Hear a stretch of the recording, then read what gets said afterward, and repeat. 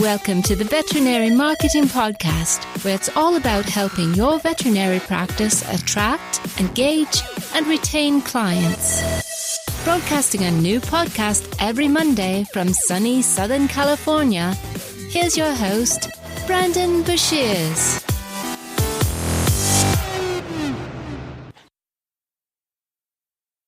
Hey everybody, welcome to episode number 172 of the Veterinary Marketing Podcast. In today's episode, we are going to talk about the state of digital marketing for veterinary practices. This is going to be a very important episode for you if you're doing any kind of digital marketing. So these are a lot of concepts that I've spoken about in the past, but I think there's some things that are changing really quickly that it's going to be a shock to a lot of people, especially just with the events that we have coming up, both in the economy, with elections, with time of year.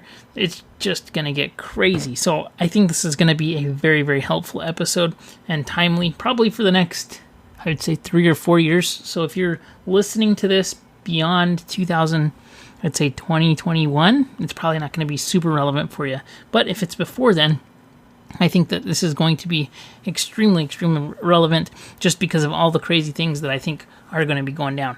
So I'm very excited about this episode. I think it's going to be great. Be sure to listen all the way through. And if you have any questions, comments, you need help with anything, the best place for you to go is to head on over to the Facebook group, The Veterinary Marketing Nerds. That's facebook.com/groups/The Veterinary Marketing Nerds.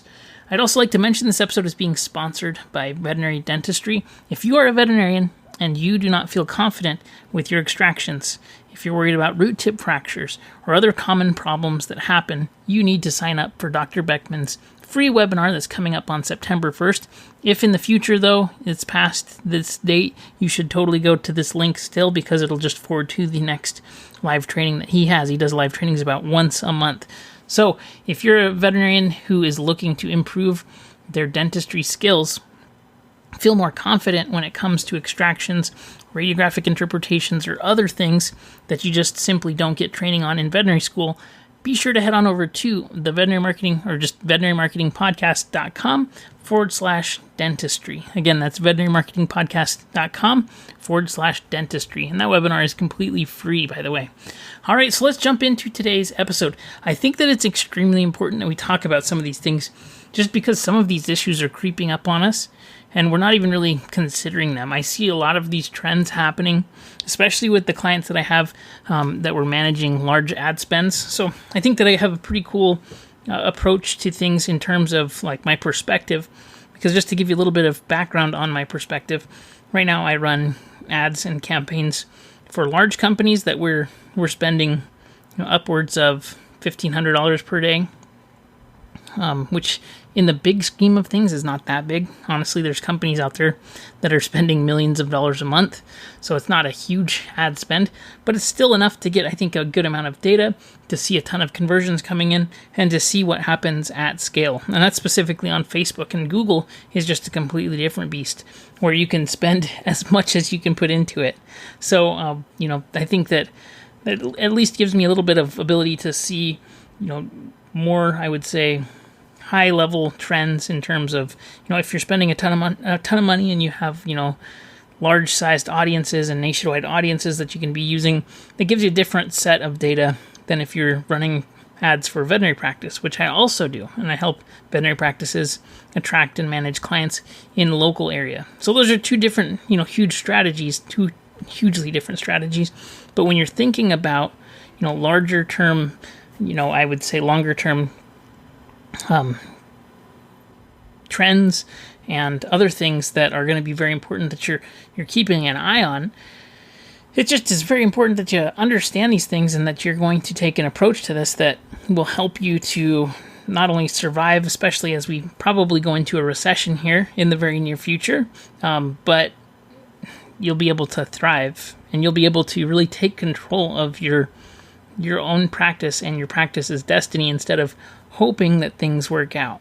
And I'll tell you a little story here really, really quickly, and I haven't talked about this too much, but the reason why I got into digital marketing was back in the last recession, which was 2007.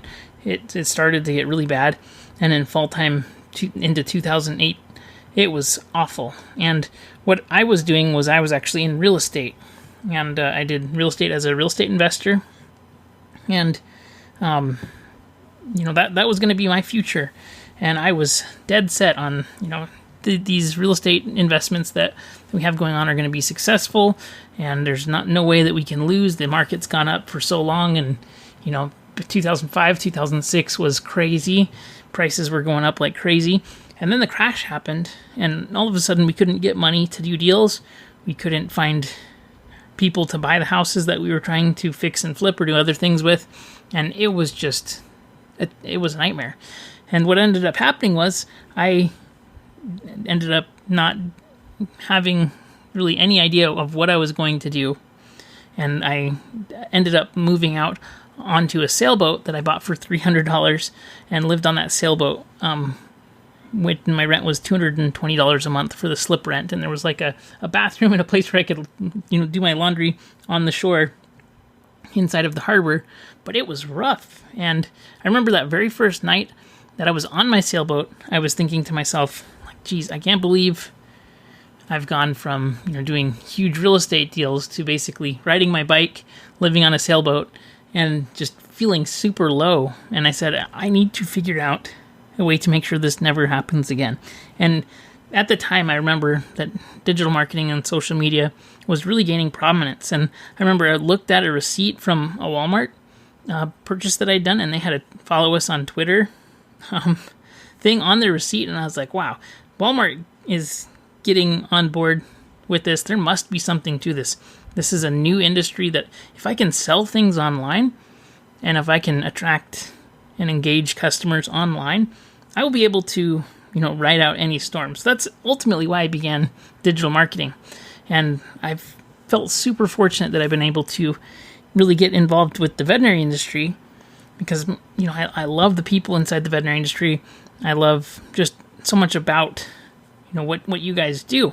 And so anyways, that it was years later that I began working in the veterinary industry. But that's ultimately how I decided to go and get started. And so actually, the very next day, my girlfriend, who's my now wife, drove me to the bookstore, and I bought, with like one of the few dollars that I had left, I bought Internet Marketing for Dummies, because that was like the only book that was available. And I still have that book. It's on my bookshelf sitting next to me. But I tell you that to say that, I've witnessed the last recession, and it's been in the news a ton, and I don't want this to be a doom and gloom type thing, but as people and consumers continue to get hit with messages of, trade wars, and we've had a bull market for 10 years, and it has to turn, and, time on market for housing is starting to turn, and housing starts are starting to turn and be reduced dramatically, and Lowe's is having problems now financially, and which is a home improvement store if you're outside of the U.S. So there's all these indicators that are telling consumers like, hey, time to start, being nervous. And so as a result, that kind of uncertainty causes a lot of consumer behavior to change. And so if you are in a veterinary practice, one of the most valuable skills that you can have is driving people into your practice. And not only just anybody, but the right kinds of people. There were a lot of people that had and maintained their jobs in the last recession. And so, it's not necessarily a matter of only finding people that are well-to-do and have money, but it's going to be finding the right kinds of pet owners that are a joy to work with, that you love working with, that will follow your recommendations, that are looking to take care of their pets, and that they prioritize their pet's health. Because I'm sure that in any market segment, especially as people become more value-minded, there's going to be people who are like, I'm just going to do vaccinations, and that's it. And those aren't going to be the kind of people that you're looking to attract. So I think it's really very important that we are making sure to be prepared for this in terms of, how are we attracting clients and customers to our practice? How are they finding out about us? What's working, what's not? And based on those things, what can we do to scale and increase and improve the client that is coming in from either our paid advertising, our content marketing, or whatever it is that you're doing to drive people in your practice. So as we're talking about this, I think that almost every practice that I run into nowadays is doing Facebook marketing, Instagram, for the most part, and they're doing it pretty well, actually, which is pretty encouraging in terms of, creating content on a regular basis, posting things out there, and engaging with people in general. I'm actually super impressed with the state of the industry on Instagram. Like, I think that the veterinary industry is really caught up a ton, especially, if you would have asked me 5 years ago when I started the podcast, will the industry ever begin to adopt social media? I would have said maybe in like 10 years, because it was really hard to get people on board with social. But that being said, people are knocking it out of the park with Instagram. And maybe it's because people like Danielle Lampert are teaching how to do it. She's got a great course on social media essentials. And it just seems like the new generation of vets coming out of vet school too are just killing it with the social on Instagram specifically. But going back to, kind of what your practice should be doing, hopefully you're on Facebook and Instagram. Hopefully you're running ads right now. The reason why I think it's so important that you're running ads is that it's become increasingly expensive. Now, typically, if it is a recession, I think that for the most part in the past, most media will get less expensive. For example, if there was a recession and the only place that you could run ads were TV, billboards, newspaper, and radio, well, less businesses are doing well, so less business are investing. And so as a result, it gets less expensive, which is cool, especially if you have a product and service that everybody needs, no matter what. But I think that there's a different situation this time, and that is that those old traditional medias are extremely expensive, in my opinion, still for what you get. If you look at a billboard, for example, it's like $5,000 a month minimum for most markets. Some markets, I'm sure, in rural areas. I live in Southern California, but most markets, it's just extremely expensive. It's hard to measure, and it's actually really ineffective. And so, those kinds of advertising mediums are used primarily by large companies. And for the first time in history, I think it was 4 months ago, that digital media surpassed traditional media in spend. So I think that trend is only going to continue. And the reason for that is because large companies can get on these platforms. They can create direct response and branded campaigns, and they can actually measure to understand where sales are coming from.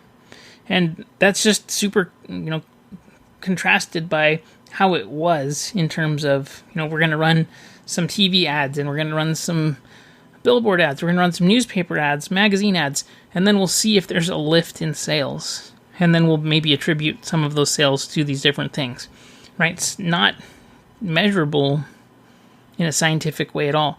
And so having that ability for large companies to get out there to reach people for a lot cheaper than it was for these traditional media buys in the past, and not only is it cheaper, but it's more effective, you're going to have large companies flying away from those media buys to more traditional less traditional digital marketing, and what was called traditional, right? Now that the internet's getting older, I think that digital marketing is going to become the traditional method in the future here. But I think that that's really important, and to consider is that all of the kind of ad spend that is, I would say vanity type things with, getting your brand out there and doing, billboards and buses and all the crazy things that businesses do, especially in, after 10 years of bull market and good years that they have money to spend and essentially waste. And when that goes away, all of a sudden, they're going to be getting a lot smarter about what they are doing to drive sales. And I know for sure that digital is one way to do that in a measurable, scalable way. So it makes sense that will probably get more expensive. Now, if we look at the climate when it comes to digital marketing in terms of, Facebook specifically, Facebook says that they have 7 million advertisers on Facebook. That's just Facebook, okay? And if you look at their numbers from 2018, I don't have the 2019 daily average user numbers, but they say that they have it's monthly. They have monthly ad users. They say it's 2,234,000,000 monthly users. And that's according to Facebook's data that they put out. And that's the source of it. So That's a lot of users, and that's worldwide, by the way. US and Canada make up 241 million of those. Europe makes up 376 million. Asia Pacific is 894 million, and then they're just clumping the rest of the world for 723 million. So if you break that down, there's 7 million advertisers and 2.2 billion daily users. That basically makes it that you have one advertiser for every 319 users. Take a second to think about that. Just really quick. That is pretty substantial. So if you think that Facebook and Instagram and all of these other placements that they have are crowded with ads now, if we get a rush of money from these obscure ad platforms that are traditional but less, they're not obscure, but they're traditional ad platforms that have a hard time tracking and are less effective, and you have that money shifting over to, we need to get results, so we're going to cut the fat and we're going to put the money over here, you're going to run into a spot where it's going to get expensive. And if you couple that with the fact that Facebook is losing users in terms of daily active users and engagement, especially with younger audiences, that pie is going to shrink, and the number of advertisers is going to go up for the numbers of users are going down. So that makes the real estate more expensive, right? Demand is increasing, and price is going to increase too. So it's really important to consider if you are putting all of your eggs in the Facebook basket or in the Instagram basket, because Facebook and Instagram have linked ad products, then you're going to be in a situation where you're continually saying, geez, you know what, the results that we're getting, they continue to go up in price for clicks or cost per views or, whatever metric it is you're tracking. That being said, you need to be proactive in what you're doing. So I think that most practices are doing a pretty good job of Facebook content and Instagram content. I will say that having direct response campaigns and funnels built out, most practices don't have those things built out. They're doing okay despite that, but it would supercharge your marketing to get funnels built out, to have specific offers that you're rotating through, and to really put in, the work that it takes to build out these systems that once they're in place, they're going to continue to pay you with them. So I know it's a pain in the butt to get these things set up, but once they're set up, you're going to have them working for you. It's like having an employee in place that you don't have to pay. It's a beautiful thing. Same thing goes with emails and email campaigns and all of these different things. So that being said, diversify your traffic sources. On top of that, I think that a lot of practices are trying to do things either on their own, which is okay, totally okay if you're going to be willing to put in the time, effort, and energy to learn things, because things are changing constantly. If you're going to be the person to do that, that's cool. But if you're just, actively trying to work in the practice, you're working in the practice, you're working on the practice, and then as a side note, you're running ads every once in a while. And especially if you're really busy right now, that means that things are going well. Hopefully, that means things are going well. You should be saying, things are going great right now. I'm more busy than I can handle right now. Let's try to get somebody in there that we can test out and trust and get this, really understand if things are working out, where we can get more clients from, how we can turn on the client nozzle, so to speak, right? If you want to get a steady flow of clients coming in, how can we drive more traffic into our practice?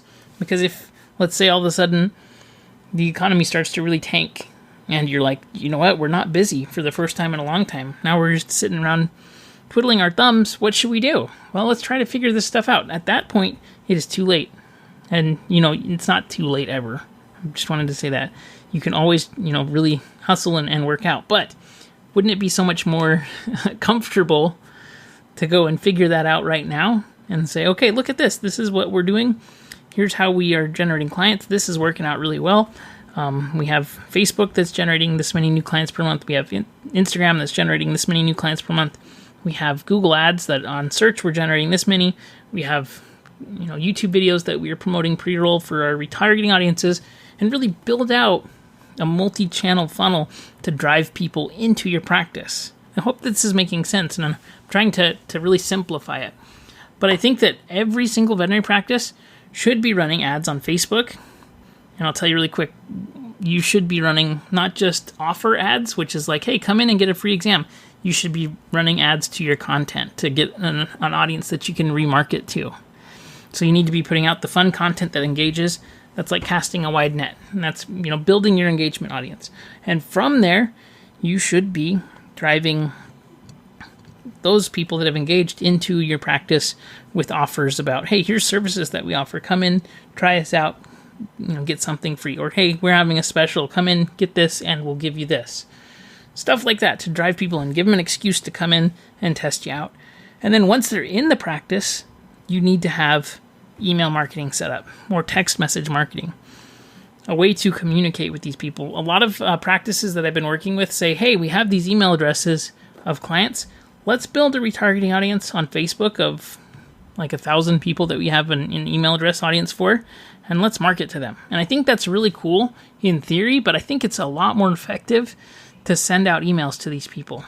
So I know that we want to do the cool tactic of like, hey, we have an email list, let's remarket to them. But especially with those smaller lists, it becomes extremely expensive in terms of cost per action to reach them when you could just send out an email for free and get them to come in. So don't worry about the remarketing list until you have sent out an email. Okay? So build out your email list. Make sure you're collecting your email addresses. Drive those engagement audiences into email list and then send to them regularly. And that way you could know, if we're going to send out an email that has a special that we're doing and offering, what is the typical show rate that we could get for people to take this offer? What kind of offers resonate well? What kind of headlines get opens? All of those things that are very important, especially if you get to a point where you're trying to say, like, we need to fill up the appointment book. What should we do? Instead of saying, well, I'm not really sure. Let's test something. Now's the time to test.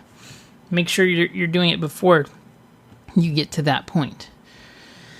So that's I think Facebook and Instagram, right? We're building up those audiences of engagement. We are remarketing offers to those people that have engaged and driving people into a transactional email list or text message list where we're driving people into the practice again and again.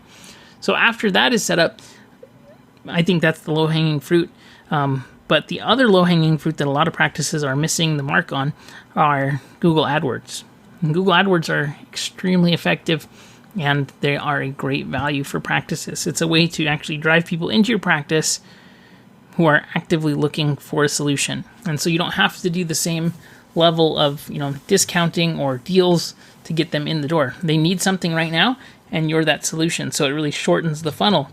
If you were starving to death and you said, I'm so hungry, and somebody said, like, here, I've got a cheeseburger, enjoy it, you would say, how much do you want for it? Because I need that right now. So that's the main difference. So Google search, we have search networks, we have display networks, we have video networks that we can use. Most practices don't run display network ads on purpose, I will say. There's a lot of practices that are accidentally running display ads because they don't know how to turn off display ads in their settings. So Google Ads can be very, very complicated. If you are considering doing AdWords Express, I guess it's better than nothing, but I would just really warn you that if you're going to do Google Ads, I would suggest finding out about a company that could help you get your ads set up and manage them for you. And I think that for the most part, most practices could really use that help just because it is so much to stay on top of. And there's just so many nuances in terms of, making sure that your settings are set up right, making sure that you're day parted right, making sure that you don't have accidental placements in search partners and search networks. And, if you ever talk to a Google ad rep, they'll say, hey, just turn on smart campaigns, but those are crap because you don't have any control of what people are searching for. And so, really understanding what people are searching for, how to drive them into your practice is very, very important. And so if you're going to, I would highly suggest you check out Whisker Cloud. I do ads for Whisker Cloud clients. If you go to whiskercloud.com/advertising, you can check out more about that. But I know that I'm biased because I see the value that we provide. And for the price, I think it's amazing. And so I think for basically any practice, you could drive positive ROI from those ads and have a lot less on your mind. So I just wanted to throw that out there. If you're going to learn it, make sure that you stay on it, and you have to really be aware of product changes. And there are tons of product changes going down. Changes to the phrase matches, changes to the broad matches, and just what you're getting in terms of traffic to your site. So that's a lot to say, but just be aware that the changes are constantly happening, and you need to stay up to date with it.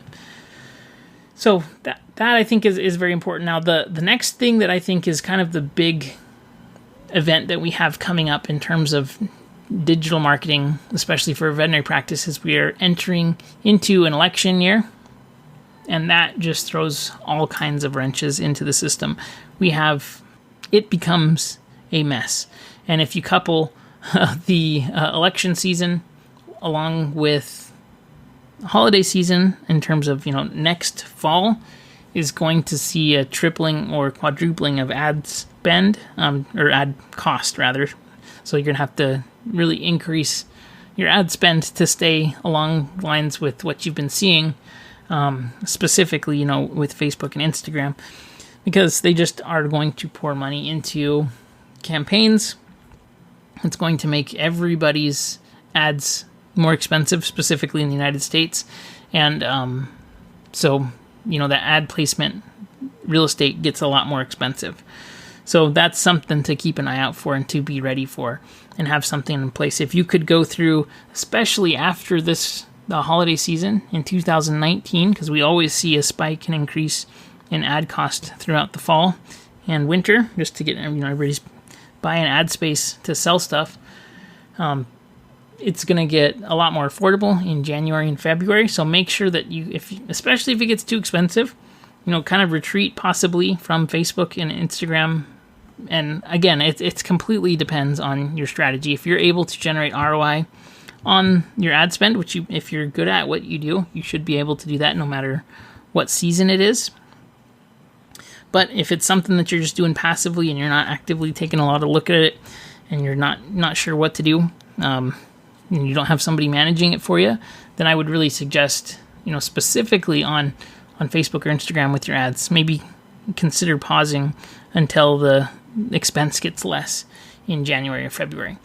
So that being said, with Google Ads and search, I think that's one of the other benefits too, is that you don't have that limited real estate, right? We have people searching for veterinary things. We might get companies that are really, really poor at managing their placements. So like if they just put broad match for the word pet, and it shows up in veterinary searches as well. So companies like Chewy.com or PetSmart or other things, they might be advertising a little bit more, but you don't see those swings like you do inside of Facebook and Instagram. So the last thing that I think is going to be very, very important for you is to make sure that you just own as much of your media as possible. And that means have email lists, have physical address lists, have text message lists, phone call lists, things that you can control and be in control of, push notification lists like with Push Crew, many chat lists, which technically you don't own, but it just is good diversification.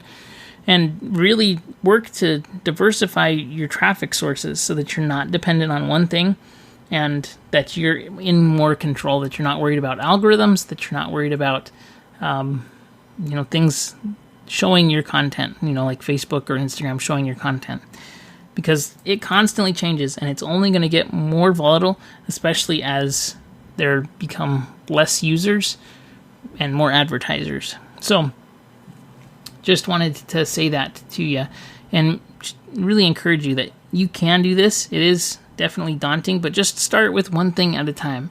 Really focus in on, what are we going to work on this week, and what can we do to build out systems that are going to help to provide us return over a long term, so that we have something built out, we can use it again and again, and it's going to help us to grow our practice. Because that's really what digital marketing lets you do. It lets you build out systems that help you to scale. So that's going to do it for this month's So that's going to do it for this episode. Listen, if you need help with anything, please don't hesitate to reach out. Be sure to go on over to the Facebook group, facebook.com/groups/the veterinary marketing nerds. Be sure to subscribe to the podcast if you haven't done so already. And be sure to head on over to that group again. I'm going to actually be posting a 3-part course for free on how to do Google Analytics, Google Tag Manager, and Google Data Studio.